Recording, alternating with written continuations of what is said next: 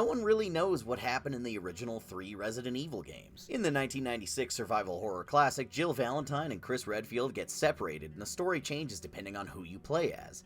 As Jill, Chris gets captured in the basement of the mansion, and she teams up with Barry Burton to get him out. But as Chris, Jill is locked up and he gets a helping hand from Rebecca Chambers. In either ending, the captured character's buddy isn't present, and there's only 3 people on the escape chopper.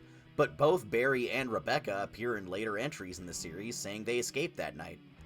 There's also the Umbrella Chronicles version where neither of them are captured and they save Rebecca, but Barry is nowhere to be seen.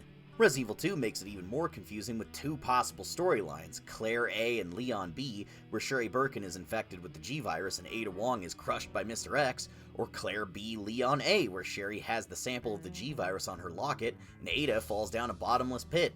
There's also the remake version of the storylines, which sync up with each other way worse than the originals.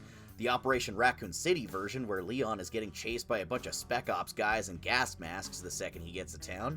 The most likely one is the Dark Side Chronicles, where Claire and Leon never got separated and did pretty much everything all at once.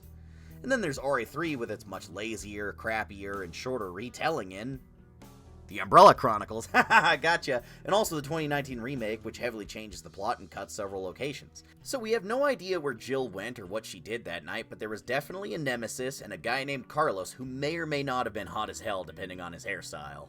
Resident Evil has had a very pliable canon for all these alternate scenarios and acted like all of them kind of happened at the same time somehow. Even the 1998 comic adaptation lampshades this, with Chris recounting what happened in the first game and Jill being confused because That's not how I remember it. So even according to the characters themselves,